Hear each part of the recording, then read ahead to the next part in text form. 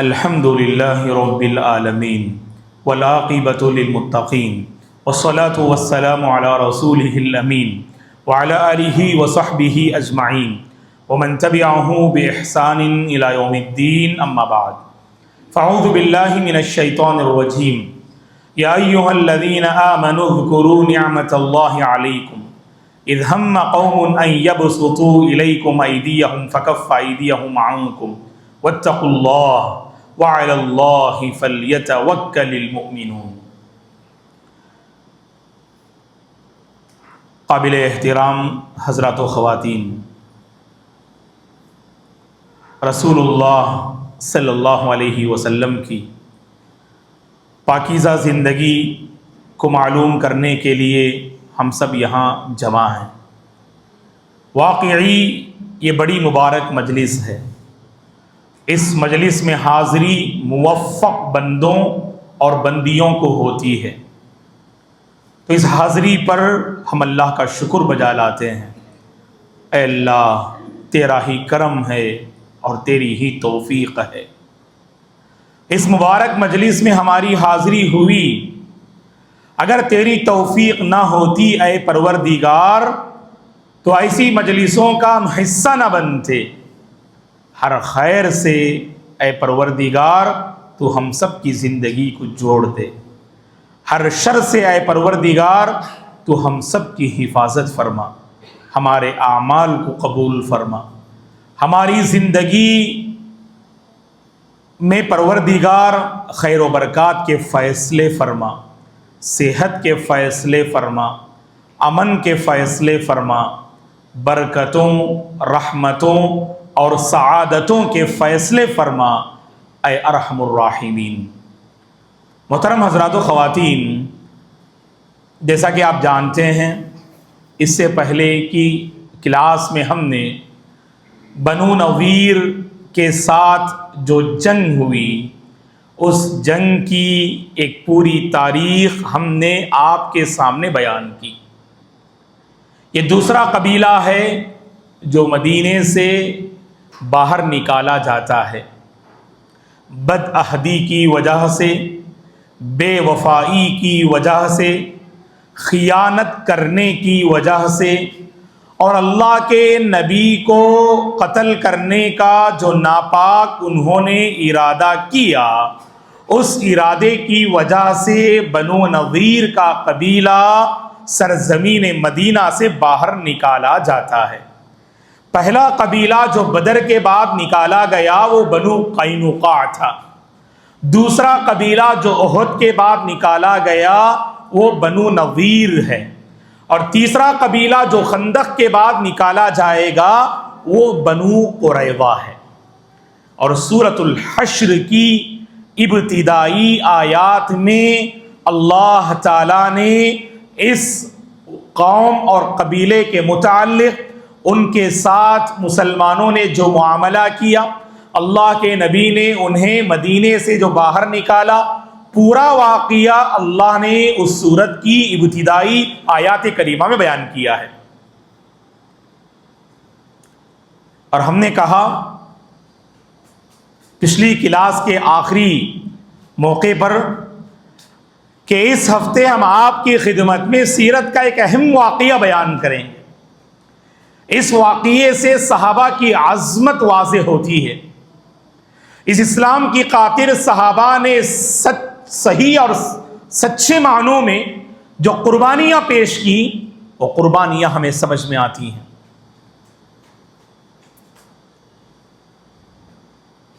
یہ واقعہ، اس کا نام، یہ واقعہ کب پیش آیا، اس واقعے کا نام علماء نے یہ کیوں دیا، مسلمانوں اور ان کے سامنے والی قوم کے درمیان کیا کچھ معاملات پیش آئے، اور اس واقعے سے واپسی پر کیا کچھ حادثات اور واقعات رونما ہوئے، وہ سب ہم آپ کے سامنے بیان کریں گے۔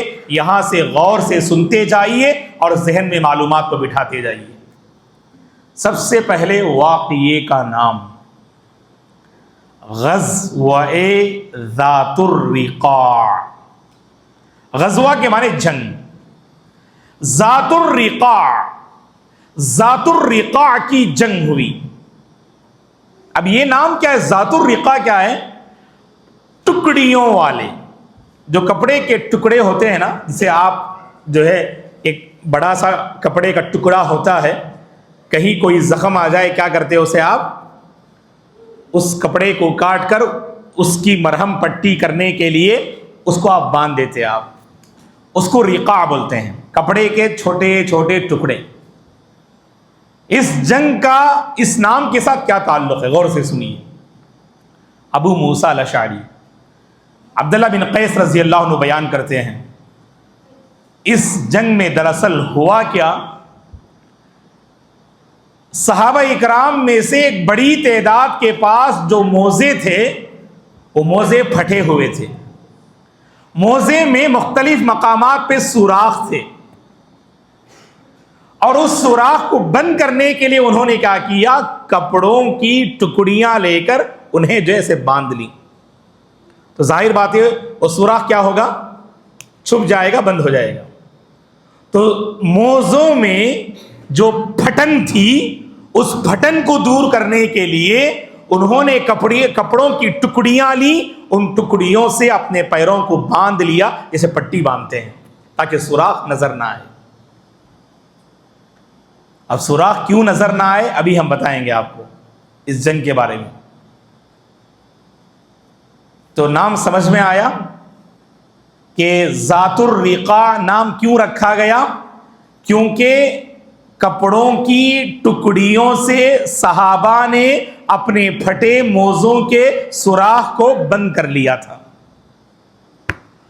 اور بعض علماء نے یہ لکھا ہے کہ ٹکڑیوں والی جنگ اس لیے کہا گیا جب یہ واقعہ رونما ہوا دھوپ کا زمانہ تھا. عرب کی چلچلاتی دھوپ بہت معروف اور مشہور ہے.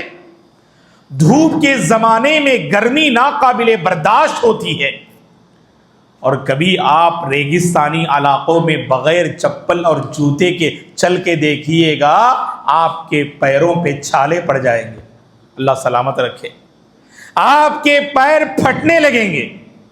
اور یہی کچھ اس جنگ میں ہوا. کیا ہوا؟ اسباب جنگ زیادہ نہ تھے، غربت و افلاس کا زمانہ تھا. مدینہ سے 200 کلومیٹر کے آس پاس کا جو ہے فاصلہ طے کرنا تھا. صحابہ کے پاس زیادہ سواریاں نہ تھیں. ایک سواری میں 5 سے 6 صحابہ شریک تھے. تصور کر کے دیکھو آپ، 200 کلومیٹر لگ بھگ یہاں سے چنئی 180 کلومیٹرز. آپ سے کہا جا رہا ہے کہ بھائی ایک سواری ہے اور 6 لوگ باری باری بیٹھ کے جانا. اور ریگستان کا راستہ، عرب کی چلچلاتی دھوپ میں قدم رکھے نا ایڑیاں پھٹنے لگتی ہیں. اور موزے بھی ایسے تھے جو پھٹے ہوئے تھے اور چلنے لگے. 2 صحابی سوار ہو سکتے ہیں ایک اونٹ پر، ایک سواری پر، اور بقیہ 4 چل رہے تھے اپنی باری کا انتظار کرتے ہوئے.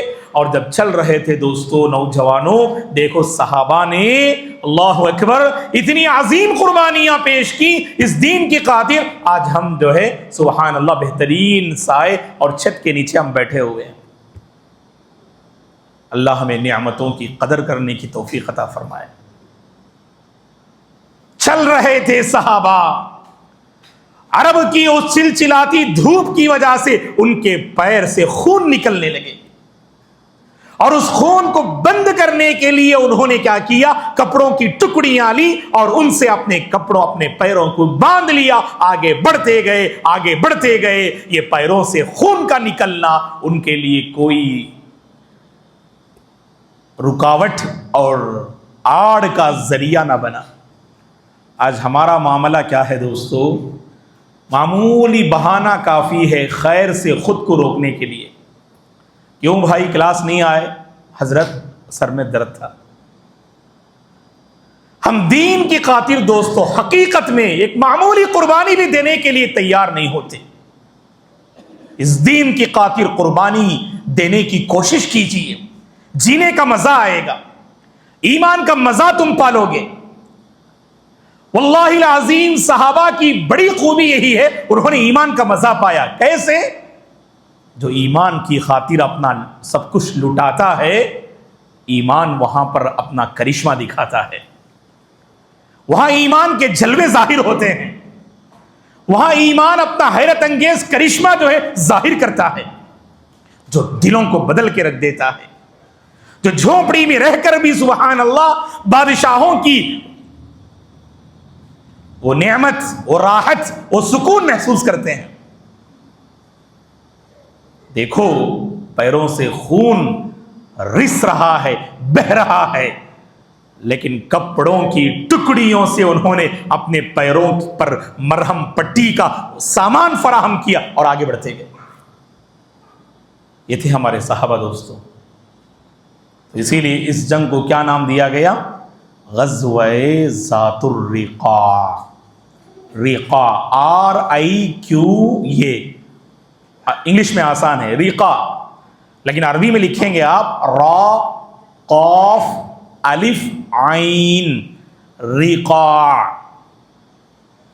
ریقا RIQA، ریقا ہو گیا۔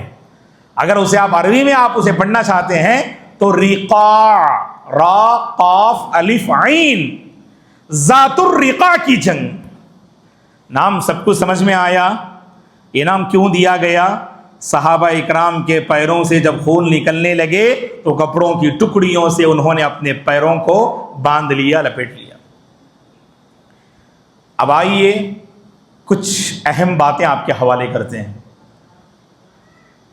یہ واقعہ کب پیش آیا؟ یہ جنگ کب پیش آئی؟ زبردست اختلاف علماء کے درمیان۔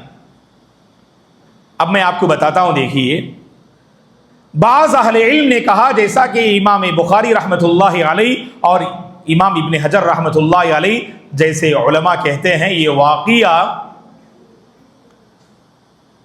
غزوہ خیبر کے بعد، جنگ خندق کے بعد پیش آیا، جبکہ ہم سب وہ ابھی بیان ہی نہیں کرے، آپ کو بیان کرے گا غزوہ خندق، خیبر وغیرہ نہیں، بہت بعد میں انشاءاللہ یہ واقعات آئیں گے۔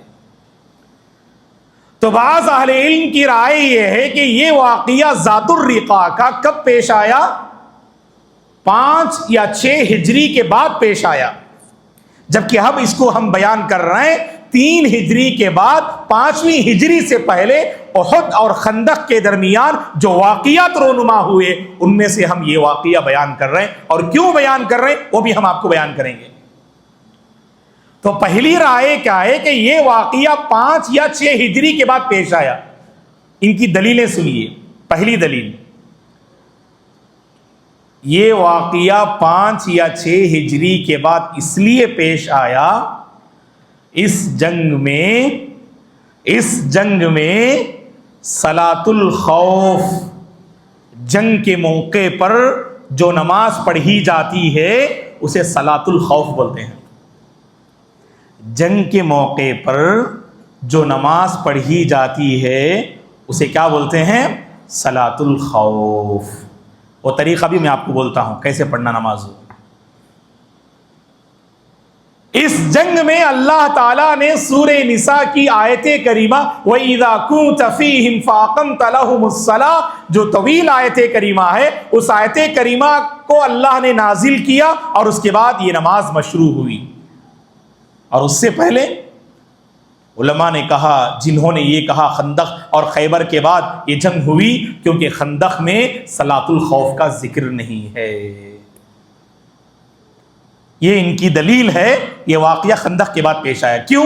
اسی جنگ میں اللہ نے کسے نازل کیا؟ صلاۃ الخوف کو نازل کیا۔ یہ پہلی دلیل۔ اور دوسری دلیل کیا ہے ان لوگوں کی؟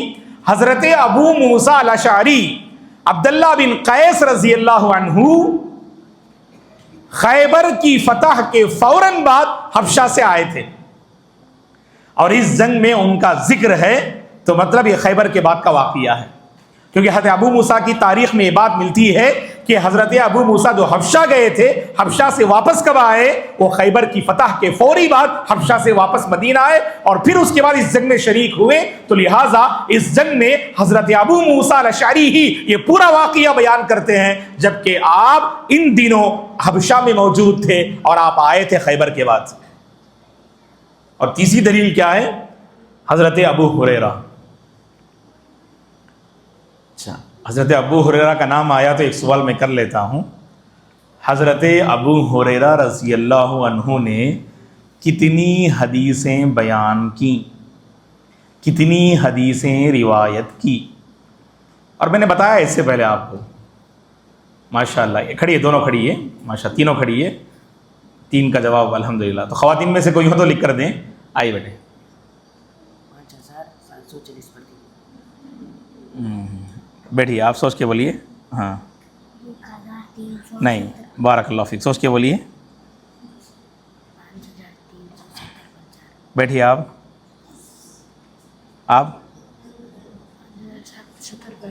بیٹھیے آپ. ماشاء اللہ تبارک اللہ. آپ کا نام فہد نا؟ اچھا ہو گیا حمید.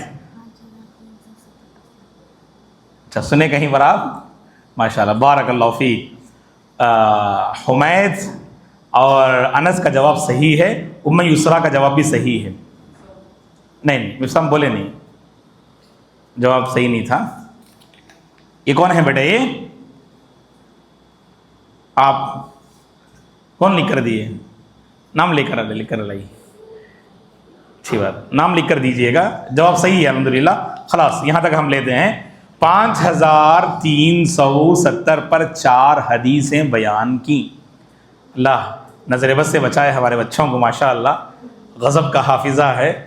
ایسے ہی جو بہت پہلے کہا تھا ہم نے ماشاءاللہ، ہے کہ نہیں؟ لیکن ماشاءاللہ یاد رکھا ہے تو بہت بڑی نعمت ہے الحمدللہ. ٹھیک ہے نا؟ بارک اللہ فیکم. تو یہ حضرت ابو ہریرہ جنہوں نے سب سے زیادہ حدیثیں روایت کی، جن کا نام عبد الرحمن بن صخر دوسی رضی اللہ عنہ ہے، تو یہ اس جنگ میں شریک ہوتے ہیں. آپ کا ذکر اس جنگ میں آتا ہے جبکہ آپ سبحان اللہ خیبر کے موقع پر اسلام قبول کیے تھے. تو ام انس ہیں، تو ام یسرا ام انس دونوں کا جواب صحیح ہے. ادھر حمید اور انس کا جواب صحیح ہے. بارک اللہ فیکم جمیعا. تو حضرت ابو ہریرہ کا بھی ذکر آتا ہے اس جنگ میں جبکہ آپ خیبر کے موقع پہ اسلام قبول کیے تھے. بات سمجھ میں آ رہی ہے؟ اب آپ پوچھ سکتے جب خندق کے بعد، خیبر کے بعد جب یہ واقعہ پیش آیا مولانا، اب آپ کیوں ذکر کرتے ہیں؟ جبکہ آپ تو 2-3 دلیلیں دے دی آپ. لیکن ایک مضبوط دلیل میں آپ کو دیتا ہوں. یہ مضبوط دلیل اس بات کی طرف اشارہ ہے، یہ واقعہ خندق سے پہلے پیش آیا. یہ واقعہ غور سے سنو. صحیح بخاری مسلم کی حدیث ہے. کون سی حدیث؟ صحیح بخاری مسلم کی حدیث ہے. تو اس حدیث سے آپ کو اندازہ ہوگا کہ یہ واقعہ خندق سے پہلے پیش آیا. واقعہ کیا ہے؟ حضرت جابر بن عبداللہ رضی اللہ عنہ. جابر بن عبداللہ رضی اللہ عنہ کے بارے میں صحیح بخاری مسلم میں 2 واقعات ہیں. پہلا واقعہ کیا ہے؟ خندق کے موقع پر جابر رضی اللہ عنہ، غور سے سنو بیٹے، جابر رضی اللہ عنہ اپنے گھر جاتے ہیں اور جانتے ہیں خندق، اللہ اکبر، ہم وہ پورا واقعہ آپ کے سامنے بیان کریں گے.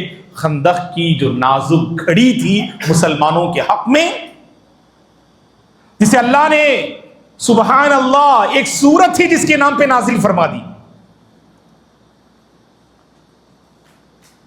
جبکہ پورے قرآن مجید میں خاص جنگ کے نام سے کوئی سورت نہیں ہے. سورۃ الفتح ہے جو حدیبیہ کی طرف اشارہ ہے، لیکن باقاعدہ جنگ کے نام کے ساتھ اللہ نے سورت نازل کی. سورۃ الاحزاب، سورۃ احد ہے گا، سورۃ احد ہے گا، سورۃ بدر ہے گا نہیں ہے، سورۃ تبوک ہے گا، سورۃ فتح مکہ ہے گا نہیں. تو مطلب کیا ہے؟ خندق. انتظار کیجئے گا، وہ پورا واقعہ انشاءاللہ ہم آپ کی خدمت میں بیان کریں گے. واقعہ کہاں، کب، کیسے پیش آیا، وہ پوری تفصیل انشاءاللہ. تو خندق کے موقع پر مسلمانوں کی حالت بڑی نازک تھی. وہ کیسے؟ کئی دن تک مسلمان بھوکے رہے اور گڑھا کھودتے رہے، خندق میں جو ہے مصروف رہے. جابر رضی اللہ عنہ اپنے گھر جاتے ہیں. صحیح بخاری مسلم کی حدیث. اپنی بیوی سے کہتے ہیں اللہ کے نبی کے چہرے مبارک پر بھوک کے آثار ہیں، آپ کے چہرے کو میں دیکھتا ہوں تو لگتا ہے کہ بڑی بھوک اور پیاس آپ کو لگی ہے، گھر میں کچھ سامان ہیں، آپ نبی کے لیے کچھ بنا دیجئے، میں صرف نبی کو لے کر آتا ہوں۔ آپ کے چہرے پر بھوک کے آثار دیکھ کر صحابہ اکرام پریشان ہو جاتے تھے۔ تو بیوی نے کہا کہ لے آئیں آپ اللہ کے رسول کو۔ دیکھیے گا دوستو، جیسے ہی جابر رضی اللہ عنہ جاتے ہیں، اللہ کے نبی سے کہتے ہیں گھر تشریف لائیں اللہ کے رسول، گھر میں کچھ کھانے کا انتظام ہے، آہستہ کہتے ہیں، اللہ کے نبی اعلان کر دیتے ہاں دوستو آئیں جابر کے گھر دعوت ہے۔ اب پریشان ہوں گے نا، کیا بھائی آپ جو ہے 2 آدمی کو دعوت دے رہے ہیں، وہ بھی آہستہ دعوت دے رہے ہیں، اور ہم نے اعلان کر دیا مائک میں آج ڈاکٹر خلیق الزماں صاحب کے گھر پہ جو ہے دعوت ہے، تو سب پریشان ہو جائیں۔ مطلب ظاہر بات ہے کہ پریشانی ہے، جابر رضی اللہ عنہ بہت پریشان ہو جاتے ہیں، گھر میں 1 آدمی کا کھانا بنا ہے، اللہ کے نبی کو بلانا ہم چاہ رہے تھے، اللہ کے نبی نے عام دعوت دے دی، صحابہ اکرام بہت بھوک پیاس میں تھے، فوری طور پر چلے گئے۔ اللہ کے نبی نے کہا گھبرائیں نہ، اللہ کے نبی کا معجزہ ظاہر ہوتا ہے صلی اللہ علیہ وسلم کا۔ اللہ کے نبی صلی اللہ علیہ وسلم نے اس برتن سے صحابہ کو کھانا فراہم کیا، سارے صحابہ سیر ہو کے کھائے، صحیح بخاری مسلم کی حدیث ہے، 1 آدمی کا کھانا بنا تھا، آپ کے تقریباً ساتھی فارغ ہوئے، اس کے بعد آپ نے حضرت جابر کی بیوی سے فرمایا، تو صحیح بخاری اور مسلم کے الفاظ ہیں کلی ھذا وأہدی فإن الناس قد اصابتهم مجاعۃ۔ اللہ کے نبی نے جابر رضی اللہ عنہ کی بیوی سے فرمایا کھائیں آپ تسلی سے، اور ادھر ادھر بھی کھانا بھیجیں، کیونکہ لوگوں کو بھوک اور پیاس لاحق ہوئی ہے۔ اللہ اکبر، اللہ کے نبی کا معجزہ تھا جو خندق میں ظاہر ہوا۔ مولانا یہ واقعہ آپ کیوں بیان کر رہے ہیں آپ؟ وہی صحیح بخاری مسلم میں یہ واقعہ ہے کہ اس ذات الرقاء کی جنگ میں اللہ کے نبی نے جابر پر نظر ڈالی تو جابر رضی اللہ عنہ لگ رہے تھے کہ وہ شادی شدہ ہیں، کچھ رنگین لگ رہے تھے، دلہا تھوڑے سے بدلے رہتے ہیں نا، لباس چہرہ تھوڑا سا چینجنگ رہتا ہے، ماشاءاللہ تھوڑے رنگین رنگین رہتے ہیں۔ اللہ ہمارے دلہا اور دلہن احباب کو اللہ خوش اور آباد رکھے۔ تو جابر رضی اللہ عنہ نے اس واقعے میں پوچھا کیا جابر آپ کی شادی ہو گئی؟ انہوں نے کہا کہ ہاں اللہ کے رسول۔ تو جابر رضی اللہ عنہ سے اللہ کے نبی نے پوچھا تم نے کنواری سے شادی کی یا شوہر دیدہ خاتون سے تم نے شادی کی، یعنی مطلقہ خاتون سے تم نے شادی کی؟ انہوں نے کہا میں نے کنواری سے نہیں، ایک عورت سے میں نے شادی کی ہے۔ تو اللہ کے نبی نے اسی موقع پہ فرمایا تھا اے جابر کنواری سے شادی کیوں نہ کر لیتے، تم ان کے ساتھ کھیلتے اور وہ تمہارے ساتھ کھیلتی۔ لیکن انہوں نے کہا اللہ کے نبی میری 7، ایک اور روایت میں 9 بہنیں ہیں، ان 9 بہنوں کی تربیت کے لیے ایک لڑکی نہیں ایک عورت کی ضرورت تھی، لہٰذا میں نے کنواری سے نہیں اپنی بہنوں کی خاطر میں نے عورت سے نکاح کیا۔ میں نے اللہ اکبر، یہ تھے بھائی مثالی کردار ادا کیا اپنی بہنوں کے حق میں۔ اب دیکھیے آپ خندق میں اللہ کے نبی باقاعدہ گھر گئے اور جابر رضی اللہ عنہ کی اہلیہ کے ہاتھوں سے بنا کھانا آپ نے نوش فرمایا، اور آخر میں فرمایا کہ تم بھی کھاؤ اور آس پاس بھی دے کر بھیجو۔ اور ذات الرقاء میں جابر رضی اللہ عنہ سے پوچھتے ہیں کیا تمہاری شادی ہو گئی؟ تو یہ مضبوط دلیل ہے کہ یہ واقعہ خندق سے پہلے پیش آیا، خندق کے بعد نہیں۔ بات سمجھ میں آ رہی ہے آپ لوگوں کو؟ آ رہی ہے نا الحمدللہ؟ تو یہ واقعہ دوستو خندق سے پہلے پیش آیا، اس کے لیے مضبوط دلیل۔ میں آگے پوچھ سکتا ہوں یہ سوال کہ یہ واقعہ ذات الرقاء کا خندق سے پہلے پیش آیا تو دلیل کیا ہے؟ آپ نے صرف اشارہ کر دیا جابر رضی اللہ عنہ کا واقعہ اس کی طرف، اس کے لیے سب سے بڑی دلیل ہے تو کافی ہے انشاءاللہ۔ تو کس کا واقعہ؟ جابر رضی اللہ عنہ کا واقعہ۔ چلیے آگے بڑھتے ہیں۔ یہ واقعہ مسلمانوں اور ایک اور قبیلے کے درمیان پیش آیا۔ وہ قبیلے کا نام بولتا ہوں، ذہن میں بٹھائیے. قبیلہ غطفان، غین طا فا الف نون، غطفان. غطفان نامی قبیلہ اور مسلمانوں کے درمیان یہ واقعہ پیش آیا. جب اللہ کے نبی کو خبر ملی غطفان کے لوگ سرکشی کر رہے ہیں، مسلمانوں سے لڑنے کی تیاری کر رہے ہیں، اللہ کے نبی صلی اللہ علیہ وسلم صحابہ کے ساتھ نکلے. چند صحابہ تھے آپ کے ساتھ، بعض روایات میں کہ 150 تھے، 200 کے آس پاس تھے. بہرحال یہ واقعہ جو پیش آیا خندق سے پہلے، اور غطفان ہے کہاں؟ یہ غطفان مدینے سے 200 کلومیٹر کے آس پاس ہے، اور عرب کے اس چلچلاتی دھوپ کے زمانے میں مسلمانوں کو یہ سفر طے کرنا تھا. راستے میں صحابہ نے بڑی ہمت اور ایمان کا ثبوت دیا، صبر کرتے رہے، آگے بڑھتے رہے، استقامت کا راستہ اپنایا، صبر کرتے رہے، اللہ کا شکر ادا کرتے رہے، اور اللہ کے نبی کا ساتھ دیا صحابہ اکرام رضوان اللہ علیہم اجمعین نے. اب دیکھیے ہوا کیا، کچھ زیادہ بڑا واقعہ تو رونما نہیں ہوا. اصل صحابہ کی قربانی کیا ہے؟ ایک ایک سواری پر 6 صحابہ شریک تھے. تو مطلب ایک وقت صرف 2 صحابہ سوار ہو سکتے ہیں، اور بقیہ 4 صحابہ کی چلنے کی باری. تو آگے 1 2 4 6 کلومیٹر طے کرنے کے بعد پھر باری آتی تھی بیٹھنے کی. تو ایسا پورا سفر طے کیا اور واپس بھی ہوئے.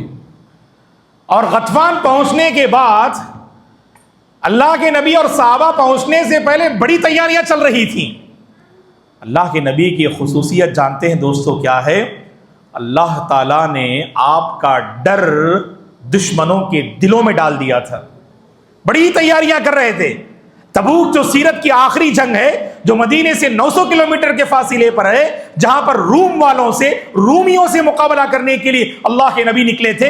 1 لاکھ سے زائد لشکر تھے، مسلمان صرف 30,000 تھے. پھر بھی جب ان کو خبر ملی مسلمان مدینے سے نکل گئے ہیں، وہ 1 لاکھ لشکر ہمت ہارتے ہوئے اپنی جگہ سے جو ہے نکل جاتا ہے، دوڑ بھاگتا ہے. مسلمانوں کا رعب و دبدبہ دوستو، اگر ہم دین پہ عمل کریں نا، اللہ یہ رعب و دبدبہ دشمنوں کے دلوں میں ڈال دے گا. اسی لیے اللہ کے نبی نے کیا فرمایا؟ آپ کی جو خصوصیات تھی ان میں سے خصوصیت کیا ہے؟ نصرت بالرعب مسیرۃ شہر. اگر دشمن کو خبر ملے کہ اللہ کے نبی نکل گئے ہیں اور وہاں تک پہنچنے میں 1 مہینے کی مسافت ہے، تب بھی اس کے دل کانپنے لگیں گے اور اللہ کے نبی کو لے کر وہ بندہ پریشان ہونے لگے گا. اللہ کے نبی کو یہ خصوصیت اللہ نے عطا فرمائی تھی. تو دوستو غطفان والے بڑی تیاری کر رہے تھے مسلمانوں کے خلاف. جیسی پہنچے نا، قدم لڑکھڑا گئے ان کے. حالانکہ تیاری پہلے سے تھی. مسلمان پہنچنے کے بعد کچھ نہیں کر پائے.